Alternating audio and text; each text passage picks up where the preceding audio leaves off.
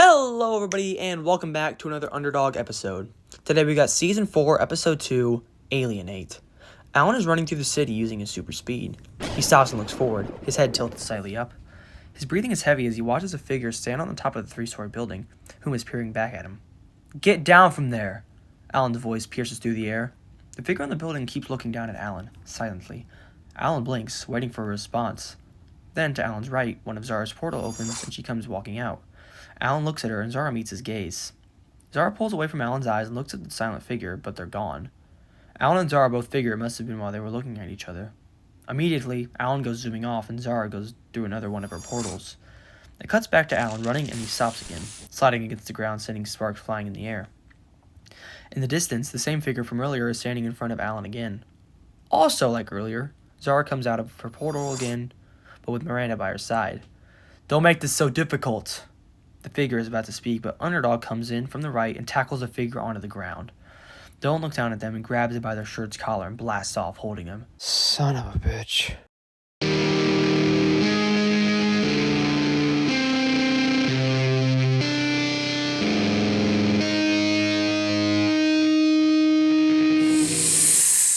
And it cuts at Dylan flying through the air, the wind whispering in his ear while he's still holding onto the person.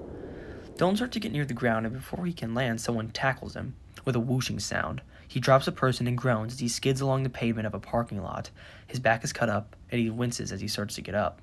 "You always gonna be this reckless?" Dylan plants his palms on the ground, pushing himself up. Zara and Miranda come out of one of Zara's portals again.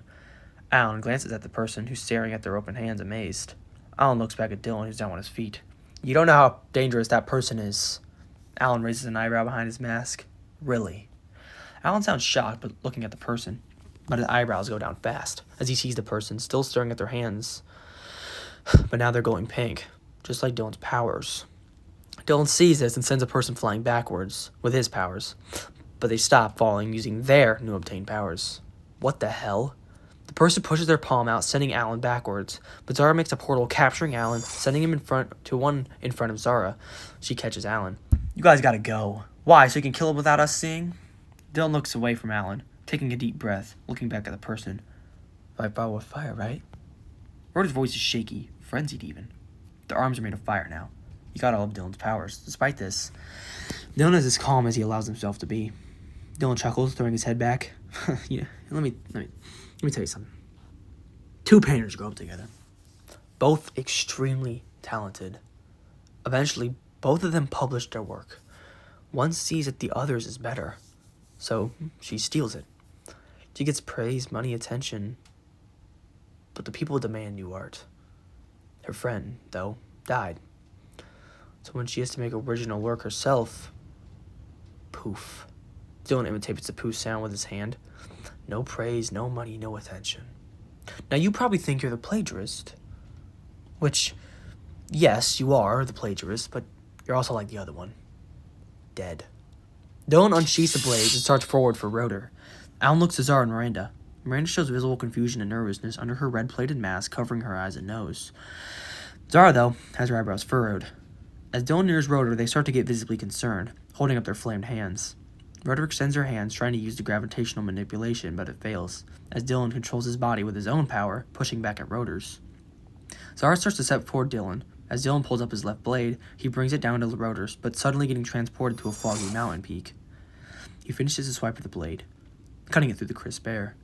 Confused, Dylan frantically looks around, noticing nothing, until one of Zara's portal appears in the air.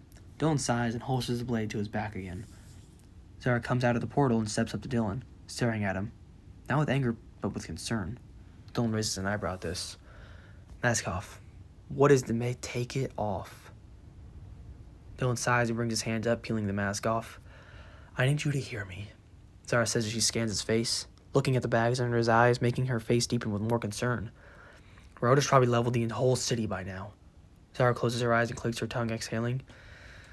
"Dylan, what are you doing?" Dylan twists his eyes, feigning innocence. "Trying to protect the city like I always have?" Zara closes her eyes, tears starting to trickle out, making Dylan's tough facade start to clear. "Look, I know I've been an ass recently, but before Dylan can finish, Zara kisses him before pulling it away, leaving Dylan stunned. "I want the old you back." Me too," Well, that's up to you. Almost as he forgot about his facade, Dylan's face stops looking soft and he goes back to his brave expression. Zara notices this, stepping back before making another portal going towards it. Glancing over her shoulder, Zara whispers, "You can always talk to me." Dylan watches as she leaves, leaving him on the top of the mountain, mask on the ground. Dylan looks to the right, the sun rising, flickering light into the sky.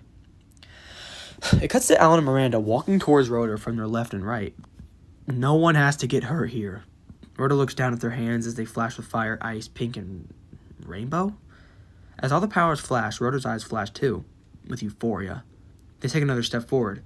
"You're Rhoda, right?" Rhoda glances up at Alan. "In your celerity."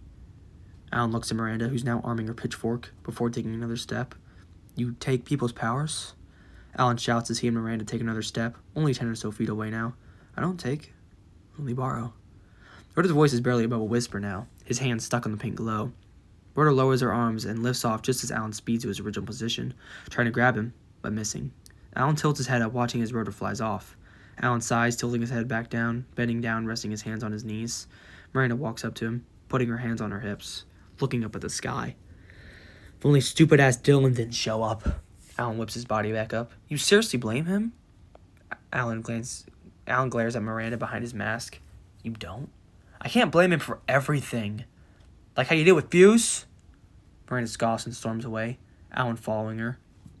It cuts to Dylan's suited feet, walking through the forest, his mask stuffed into the neck of his suit. As Dylan's walking, a branch breaking sound to the right of him, making him snap his head to it. A deer standing there, sniffing the grass. Dylan's once heavy breathing relaxes at this. He smiles as he continues watching. The deer perks up and looks around, seeing Dylan, but not running away. This makes Dylan raise an eyebrow and smile. The two stare at each other before, snap. Another branch cracks behind Dylan, making him swiftly turn. "Hey, Dylan." Dylan's smile disappears. "Not happy to see me?" Dylan stammers, pointing his finger at Nightwalker. You're dead." Nightwalker leans up against a tree. "It's the insomnia. Been a while since you slept, huh?" Dylan scoffs, his lips curling into a smile. "You're just in my brain. So what emotion are you, or whatever?" Nightwalker rests his head on a tree, hands in his pockets of his jeans. "I have to be an emotion? You're not just here for no reason." "Here to talk." Dylan stretches, sitting in the ground. "Well, go ahead." Nightwalker takes a deep breath.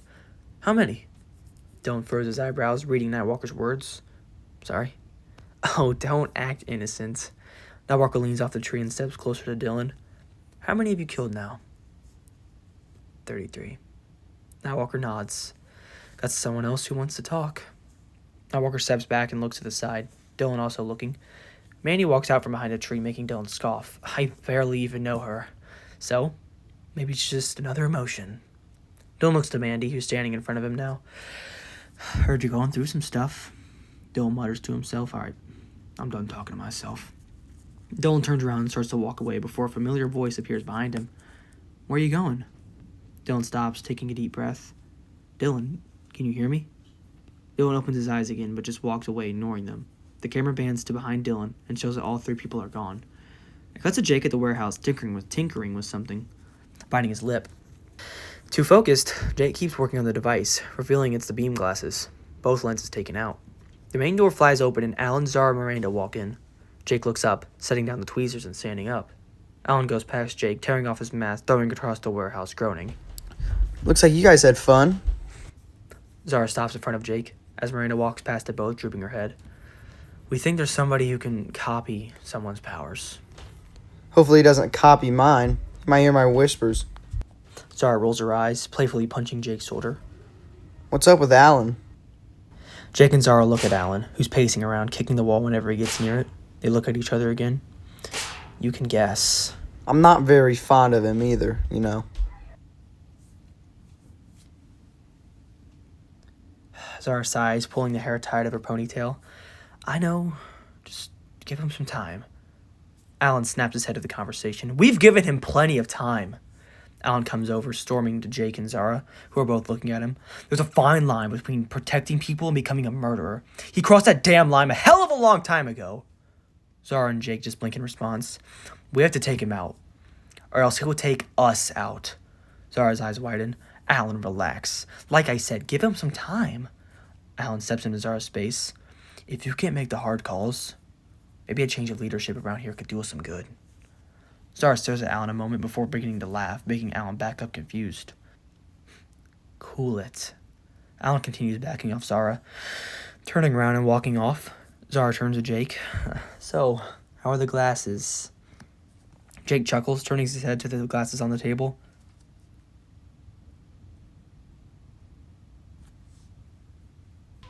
I'm sure you'll figure it Fuse out. nearly shattered Jake them, nods and as their Zara max walks to the temperature is front door of lower the now. warehouse, exiting. It cuts to Rotor walking on the sidewalk, hood up and hands in their hoodie pockets, illuminating a pink color through the openings. And a honking arises from the road to their right, making them look to it. Just a regular road rage. Distracted, Rotor's elbows bumps into somebody. Watch it! Rotor moves her hand to the person who's visibly frustrated. Sorry, Rotor says weakly, extending one of their hands out. The person sees their fluorescent pink arm. Their face lights up. Can I get a picture? The person asks as they begin to pull out their phone. Not now. Rotor starts to walk away, lowering their head further down than earlier. The person flails their arms. Didn't realize Underdog was such an asshole. Rotor stops in their tracks, beginning to smile. They turn around and snatch a phone from the person's hand. They lift the phone up and snap a photo. Show all your friends. The person stuffs the phone back in their pocket as Rotor walks off smirking. It cuts to Rotor taking photos with many different people. Every single one, his hands are out, showing off the glow. It cuts to Rotor walking, more gleefully, smiling, in the middle of an empty alley before. Rotor! Rotor stops, their smile beginning to falter. Made it pretty easy to find you. So Rotor starts to turn around, their smile gone now. I'm giving you one more chance to surrender. Or what? Alan looks to his right where the rest of the team is standing, besides Dylan, of course. I'm serious. Rotor rubs their hands together, lifts them up, and cracks rip through the air. As Rotor's body gets holes scattered through him, their hands go limp as so does the rest of their body. A close-up shot of an assault rifle being held. A small stream of smoke emitting from the barrel. The hands lower the rifle, and the man holding it looks up from the Rotor's body to the team. He reaches up to the walkie-talkie attached to his chest. Target's been eliminated. The team stares in shock and disbelief at the man, who's wearing a full black bodysuit with gray armor plates, an S tattooed onto his forehead. The man turns and starts to walk away, showing his shoulder, which is also armored, with the S entwined with a serpent. The screen flashes before showing the same grave from the last episode. Only the dirt has slightly shifted. Still calm.